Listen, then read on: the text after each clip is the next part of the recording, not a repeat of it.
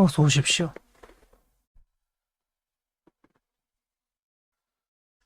오늘은 그런 거 있잖아. 어떤 방식으로 사람들에게 좀 편하게 순서대로 이야기를 할까에 대해서 생각을 쭉 해봤는데, 그런 것도 중요한데, 좀 전에 이제 이 사람이 지금 비겁에 대해서 설명을 하고 있는데, 진짜 비겁에 대해서 모르는 거야. 그러니까 세상에 알려진 비겁하고 실제 비겁은 완전히 다르거든. 완전히 반대야. 비겁이라는 게 대부분 알고 있는 사실로 또는 바깥에서 많이 알려주는 사실로는 뭐 자의식, 그 다음에 뭐 경쟁심, 뭐 강해진다, 더 들어오면 또 강해진다, 뭐 이런 의미들을 사용을 하죠. 그래서 신약한 사람들은 비겁이 들어오면은 뭐 무조건 그때 운이 좋다. 왜냐하면 나머지 것들을 이제 줄 수 있기 때문에 이런 식으로 좋다고 하는데, 사실 비겁이라는 건 물론 좋은 의미들도 많아요.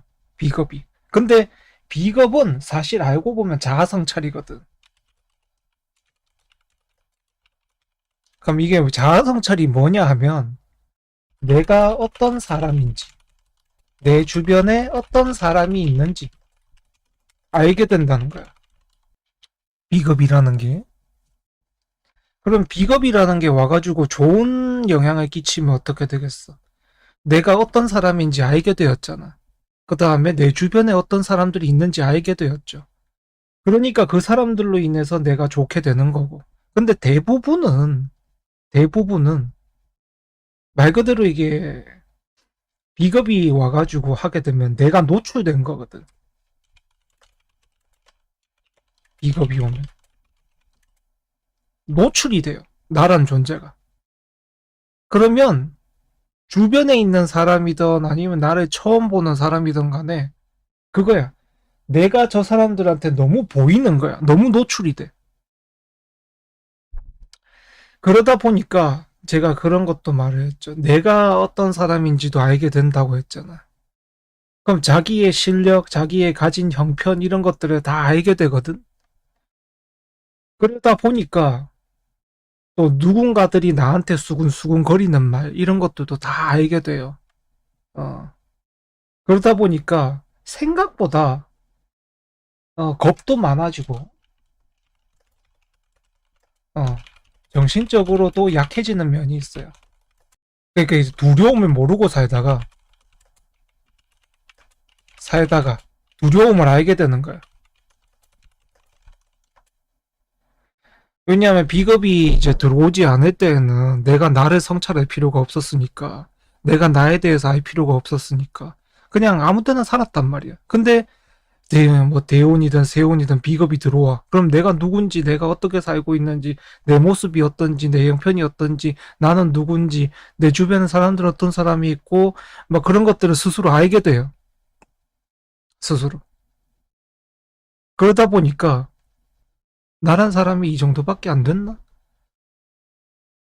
왜냐면 대부분의 사람들은 이제 뭐 엄청나게 좋은 환경에서 살고 있다든지, 또 엄청나게 능력이 있다든지 그런 사람들은 아니니까.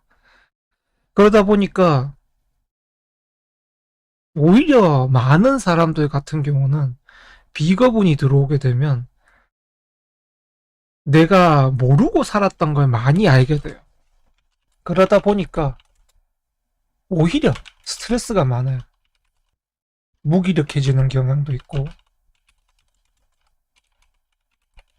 생기고 힘들게 살고 싶지 않고 이런 경향들이 생기는 거지. 그러니 바깥에서 말하는 비겁처럼 막 비거분이 들어오면 으쌰으쌰 한다. 아니야. 비거분은 대부분 으쌰으쌰 하는 경우가 잘 없어. 비거분은. 오히려 으쌰으쌰를 안 하고 싶고 안정적으로 가고 싶고 사람들한테 욕 안 먹고 살고 싶고 나란 존재가 될 수 있으면 이제 거론되지 않기를 원해요. 비겁이라는 게 오히려 비겁운이 오면 숨고 싶어지지. 그래서 이제 비겁이라는 존재가 뭐 신약한 사람에게든 신강한 사람에게든 물론 신약과 신강 논리를 쓰려면 당연히 비겁한테 이럴 때는 어떤 영향이 있고 저럴 때는 어떤 영향이 있고 그러니까 그걸 줘놔야 해석이 가능하니까 신강 신약 논리에서는 그렇게 쓰는 건 맞습니다만은 그러니까 거기는 그 논리대로 쓰는 거고 사실 알고 보면 비겁이라는 건 자신을 나약하게 만들 수 있다. 어떻게 활용하냐에 따라서 강하게도 만들 수 있지만 대부분은 나약하게 만들어요. 비겁이란 거. 그래서 이 비겁이라는 것에 대해서 너무 만능적으로 해석을 하는 건 좋지 않은 버릇이다라는 걸 이야기하고 싶었던 겁니다. 오히려 자기 자신에 대한 어, 기대치나 자존심, 자존감이나 이런 것들이 낮은 분들이 비겁이 오게 되면 더 낮아지는 경우도 생겨요. 어, 그래서 항상 그러니까 그렇게 나약해졌다. 비겁으로서 나약해졌다라고 해석을 하지 말 것. 비겁이 적다고 해서 사람이 정신적으로 나약하다. 그 다음에 뭐 원령, 월지에 이제 근이 없다고 해서 그러니까 신약하다고 해서 사람의 정신적인 부분이 약하다, 취약하다 라는 해석은 삼가할 필요가 있다. 오히려 비겁이 많은 사람이나 또는 원령을 득한 신강들 같은 경우가 어, 정신적인 부분에서 더 약할 수 있다. 그러니 신강신약만으로 강하다, 약하다라는 해석은 피해야 한다. 그거 이제 말하고 싶은 겁니다. 그런 게 있다는 거지. 그래서 나는 비거분이 오는 걸 별로 좋아하지 않거든요. 비거분이 오는 거. 사람이 바보가 돼요. 비거분이 온다는 거. 아, 내가 어떻게 살았구나. 내 주변이 어떻게 이렇게 있었구나. 나는 어떤 말을 듣고 살았구나. 이런 것들을 알게 되거든. 비거분이라는 게. 웃기게도. 그때가 오면 세상이 보여요. 그러다 보니까 이제 좌절하는 경우가 많지. 비거분에. 아, 나 모르고 살았는데 알게 되니까 사람이 이제 좌절하는 경우들이 생기는 거예요. 그게 좋다고 반드시 할 수는 없는 일인 거죠.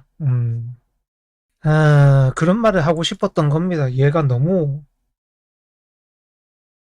이제 말을 하길래 소통하고 타협하려는 마음가짐을 기르면서 지배욕, 승부욕을 내려놓게 되면 잘 모르는 거야.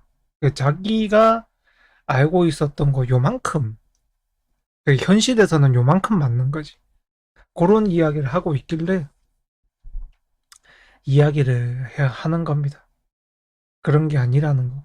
그리고 그런 게 있어요. 제가 많은 사람들 운을 봐오면서 좀 황당한 게 사람들은 운을 볼 때 연속성으로 생각을 하질 않아요. 지금 당장의 고민, 그 다음에 뭐 걱정, 생각, 이런 걸 질문을 하거든요. 질문하는데 사실 산다는 건 올해만이 아니고 내년도 있고 꾸준히 죽을 때까지 사는 거잖아요. 너무 그 당시의 감정과 기분에 대해서만. 직장인 같은 경우도 마찬가지야. 직장 뭐 이직 생각을 하게 되죠. 근데 이직이라는 건